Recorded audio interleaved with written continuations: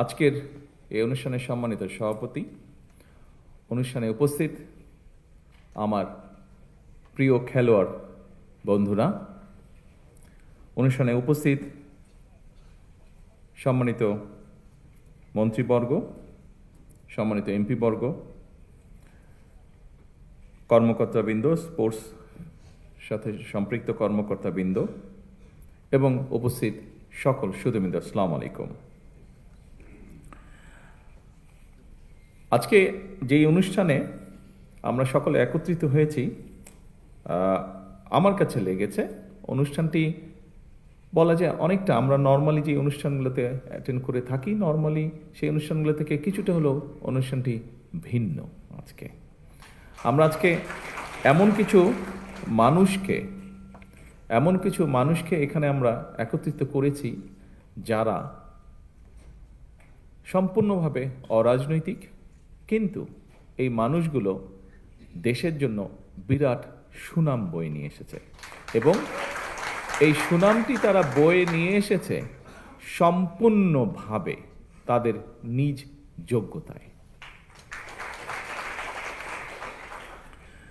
আজকে এখানে যারা জয়ী হয়ে এসছেন, বিভিন্ন ইভেন্টে যারা বিজয়ী হয়েছেন, আমাদের ক্রীড়াবিদ বন্ধুরা, তাদের প্রত্যেকেরই কিন্তু বিজয় হওয়ার জন্য একটি প্রতিপক্ষ ছিল এবং প্রতিপক্ষ ছিল বলেই কিন্তু তারা যখন বিজয় হয়েছে সেই বিজয়ের আনন্দটা তারা উপভোগ করতে পেরেছে এবং তারা শুধু একা কিন্তু এই আনন্দটি উপভোগ করেনি। যখন তারা বিজয় হয়েছে, তারা সমগ্র জাতিকে সাথে নিয়ে এই আনন্দটা উপভোগ করেছে, বিজয়ের আনন্দটা।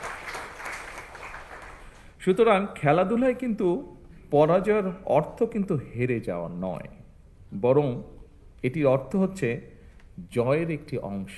আপনি আজকে পরাজিত হয়েছেন মানে ইনশাল্লাহ আপনি আগামী দিন বিজয়ী হবেন। আইনস্টাইন একটা কথা বলেছিলেন, যতটুকু আমার মনে আছে, কথাটা ছিল এরকম যে মানুষটি কখনো পরাজিত হয়নি সে আসলে কিছুই করেনি। আপনাকে জয়ী হতে হলে কিছু করতে হবে।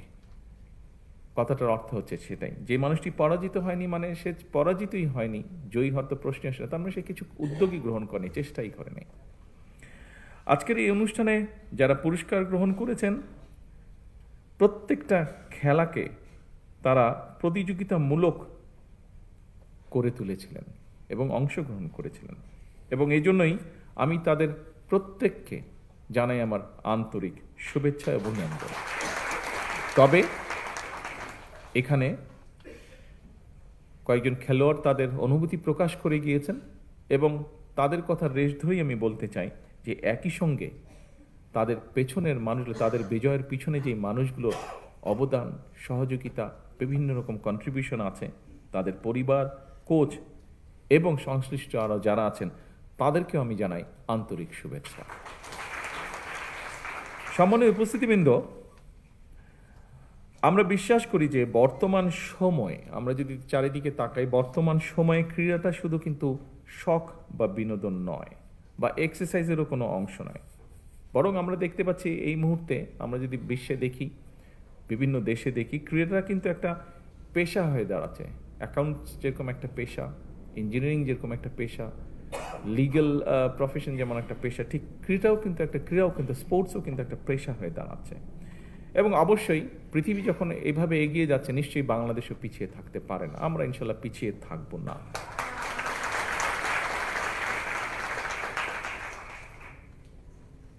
উপস্থিতিবৃন্দ, বর্তমান সরকার একটি নির্বাচিত সরকার, একটি রাজনৈতিকভাবে নির্বাচিত একটি সরকার এবং স্বাভাবিকভাবে আমরা একটি নির্বাচন প্রক্রিয়ার মাধ্যম দিয়ে এসেছি।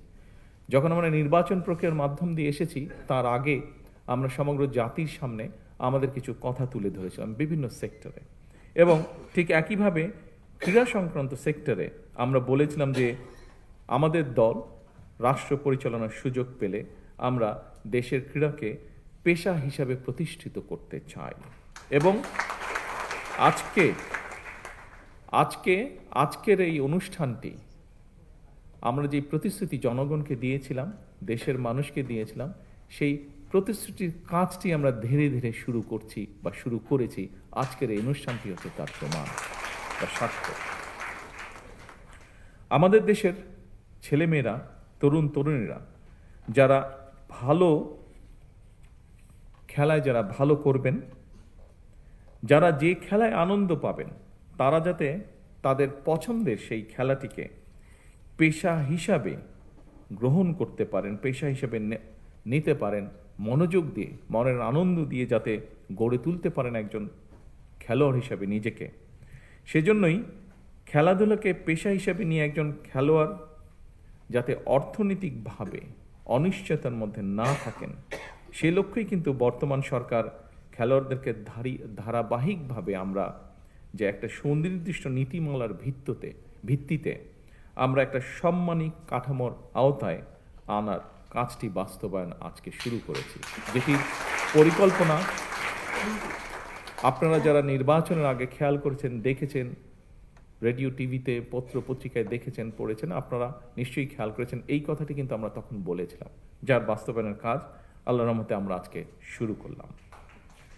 এবং দেশ স্বাধীন হওয়ার পরে এই প্রথমবারের মতন কিন্তু ক্রীড়াবিদদেরকে একটি সম্মানী কাঠামোর আয়তা যে আনা হয়েছে, এটি শুরু হলো আজকে থেকে। সম্মানিত উপস্থিতিবৃন্দ, প্রিয় খেলোয়াড়বৃন্দ, সকল শ্রেণী পেশার মানুষের জীবন মানকে উন্নয়নের লক্ষ্যে আমরা কিন্তু অন্য অন্য সেক্টরেও কাজ করেছি। যেমন নারীদের ক্ষমতায়নের জন্য আমরা এর মধ্যে ফ্যামিলি কার্ডের কাজ শুরু করে দিয়েছি। হতে পারে এই মুহূর্তে স্কেলটি ছোট, কিন্তু ধীরে ধীরে আমরা এটিকে ইনশাল্লাহ লক্ষ্যে নিয়ে যাব, আমাদের যে লক্ষ্য সেটিতে নিয়ে যাব।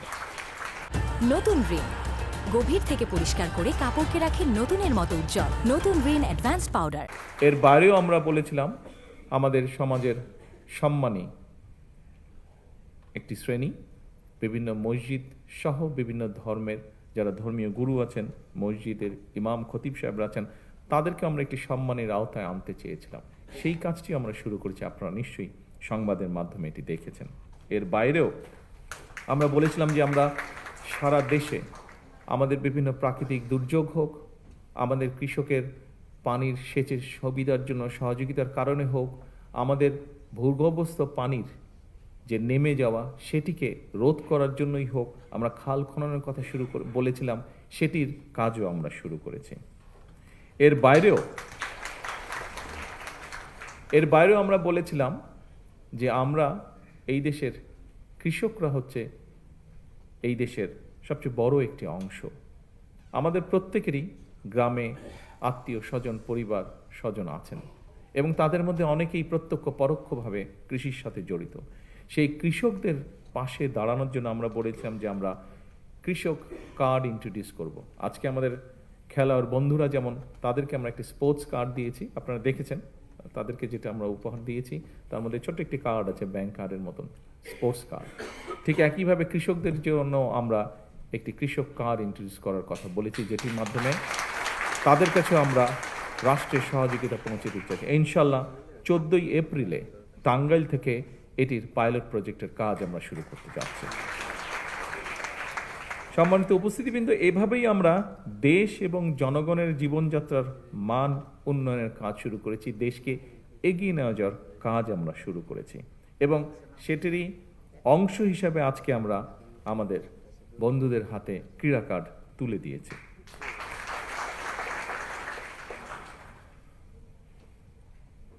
প্রিয় ভাই বোনেরা, সবার জন্য ক্রীড়া, এই প্রতিপাদ্যেই সরকার পিছিয়ে পড়া জনগোষ্ঠী অথবা বিশেষ চাহিদা সম্পন্ন ব্যক্তি যারা খেলাধুলায় অংশ নিতে চান, তাদের জন্যও কিন্তু আমাদের পরিকল্পনা আছে, আমাদের চেষ্টা আছে যে দেশে বিদেশে সকল ধরনের যে সুবিধা রয়েছে সেরকম সুবিধাগুলো আমরা ধীরে ধীরে গড়ে তুলতে চাই। আমরা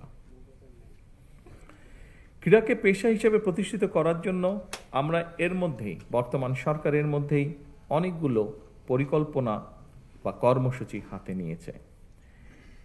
দেশে বর্তমানে আমরা সকলেই যেটা জানি, আলোচনাও করি আমরা যখন পারিবারিক আসরে বসি, বন্ধু বান্ধবের আসরে বসি, আমরা সাধারণত মোস্ট অফ দ্য কেসে আমরা কিন্তু ক্রিকেট বা ফুটবল নিয়ে আলোচনা করি, কিন্তু এর পাশেও আমাদের কিন্তু দেশে অনেকগুলো খেলাধুলা আছে, যেমন আর্চারি আছে, বক্সিং আছে, জিমন্যাস্টিক্স আছে, ওয়েট লিফটিং আছে, সাঁতার আছে, প্যারা সুইমিং আছে, যেটাতে বাংলাদেশের ছেলেমেয়েরা ভালো করছে, প্যারা অ্যাথলেটিক্স আছে, অলিম্পিক ক্যারাতে আছে। প্যারা অলিম্পিকে আমাদের ছেলেমেয়েরা অনেক ভালো করেছে মেইন অলিম্পিকের থেকে।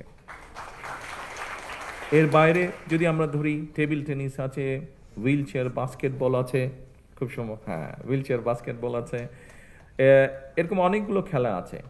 এই রাইট, এই খেলাগুলোকে আমরা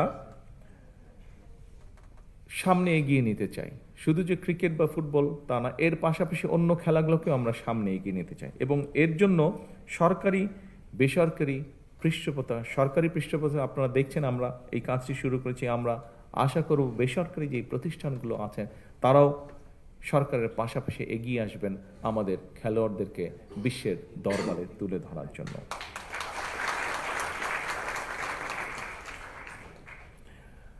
সকল উপস্থিতিবৃন্দ, আপনারা নিশ্চয়ই দেখেছেন সম্প্রতি সাফ নারী ফুটবল যে গেমস, এটার মধ্যে প্রথমবারের মতন বাংলাদেশ চ্যাম্পিয়ন হয়েছে। সেই চ্যাম্পিয়নদেরকে আবারও আজকের এই অনুষ্ঠানের পক্ষ থেকে আমি আন্তরিকভাবে শুভেচ্ছা এবং অভিনন্দন জানাচ্ছি। সময়ের পরিপ্রেক্ষিতে বর্তমান সরকার খেলাধুলাকে পেশা হিসেবে প্রতিষ্ঠিত করার জন্য স্বল্প, মধ্যম এবং দীর্ঘমেয়াদী লক্ষ্য এবং পরিকল্পনা যেগুলো নিয়েছে, সেগুলো আপনারা কিছুক্ষণ আগে যে ভিডিও হয়েছে তার মাধ্যমে আপনারা দেখেছেন। আমাদের বিভিন্ন বক্তা যে বক্তব্য রেখেছেন তার মাধ্যমে আপনারা জানতে পেরেছেন। পর্যায়ক্রমিকভাবে এগুলো আমরা ইনশাল্লাহ বাস্তবায়ন করব। পড়াশোনার পাশাপাশি খেলাধুলার প্রতি আমাদের যে ছেলেমেয়েরা ছোটবেলা থেকে আগ্রহী স্পোর্টসের জন্য, তারা যাতে এই সুযোগটা পায়, সেজন্য এর মধ্যেই দেখেছেন স্পোর্টস মিনিস্টার উনি ওনার বক্তব্যে বলেছেন যে শিক্ষা কারিকুলামের পাশাপাশি আমরা কারিকুলামের ভেতরে আমরা চতুর্থ শ্রেণী থেকে খেলাধুলাকে যাতে মোটামুটি কম্পালসারি করা যায়। অর্থাৎ আমাদেরকে স্কুলে যেরকম অঙ্ক, ইংরেজি, ভূগোল, ইতিহাস এগুলো যেরকম কম্পালসারি পড়তে হয়, আমরা চাচ্ছি যে বাচ্চাটা যে খেলাটাই পছন্দ করুক, কিন্তু সেই খেলাটা তাকে খেলতে হবে, সেটাতে তাকে এক্সপার্ট হতে হবে, সেটাতে তাকে নিজেকে গড়ে তুলতে হবে। অর্থাৎ ইতিহাস, ভূগোল, বিজ্ঞান এই সাবজেক্টগুলোর পাশাপাশি আমরা খেলাটাকে কম্পালসারি করবো, সেটার মধ্যে মার্ক থাকবে, সেটার মধ্যে পাস ফেল থাকবে, যাতে সে সেটা সিরিয়াসলি নেয়। শুধু আচ্ছা বিকালে একটু খেলতে গেলাম বা অফ টাইমে একটু খেলতে গেলাম, নট দ্যাট, সিরিয়াসলি হতে হবে। অর্থাৎ আমরা আসলেই চাইছি আমাদের ছেলেমেয়েরা যাতে সত্যিকারভাবে নিজেকে একজন যে যেটাই খেলবে সেটাতে যাতে সে তাকে নিজেকে এক্সপার্ট হিসেবে গড়ে তুলতে পারে। সম্মানিত উপস্থিতিবৃন্দ, স্বাধীন বাংলাদেশে বিভিন্ন ক্ষেত্রে আমাদের শিশু কিশোরদের যে প্রতিভা ছিল সেটাকে বের করার জন্য 1976 সালে প্রথম কিন্তু শুরু হয়েছিল। এখানে যারা আমাদের খেলোয়াড় ভাই বোন বন্ধুরা আছে, তোমরা অনেক ছোট ছিলে, তোমরা ছোট ছিলে না আসলে, তোমরা দেখোই না বোধহয় কেউ, এখানে সামনের সারিতে যারা আছেন ওনারা দেখেছেন। 1976 সালে শুরু হয়েছিল বাংলাদেশের শিশুদের ভিতর থেকে প্রতিভাবান যারা আছে বিভিন্ন সেক্টরে, বিভিন্ন কালচারাল সেক্টরে বের করার জন্য নতুন কুড়ি শুরু হয়েছিল।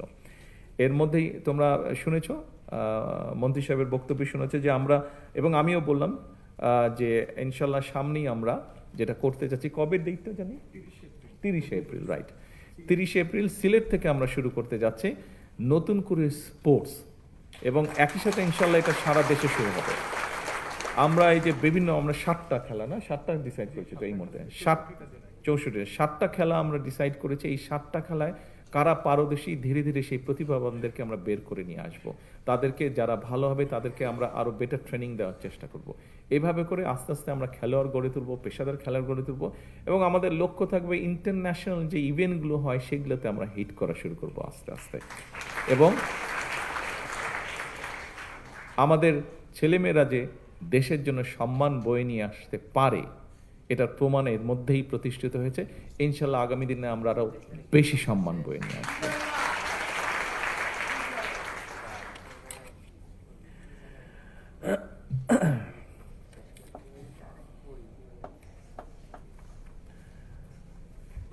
কথা অনেক আছে, আমার মনে হয় কথা কম কাজ বেশি করতে হবে, কথা কম খেলতে হবে বেশি।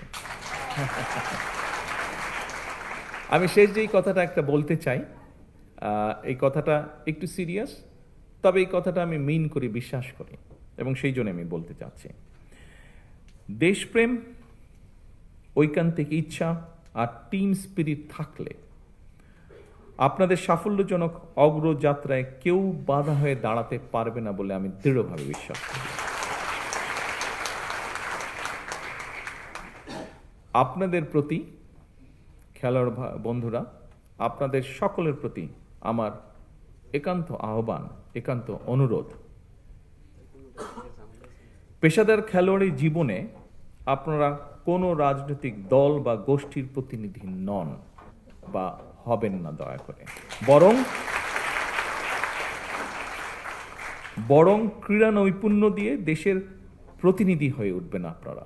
দেশের জন্য সম্মান বয়ে নিয়ে আসবেন, গৌরব বয়ে নিয়ে আসবেন আপনারা। দেশে বিদেশে বিজয় মালা বরণ করে বিশ্বে ক্রীড়া জগতে বাংলাদেশকে উচ্চতর মর্যাদার আসনে আপনারা প্রতিষ্ঠিত করবেন ইনশাআল্লাহ। আজকে এতটুকু বলে আমার বক্তব্য শেষ করছি। ইনশাআল্লাহ এরপরে ঘরের ভেতরে না, ইনশাআল্লাহ খেলার মাঠে দেখা হবে। আল্লাহ হাফেজ। আল্লাহ হাফেজ। বাংলাদেশ জিন্দাবাদ।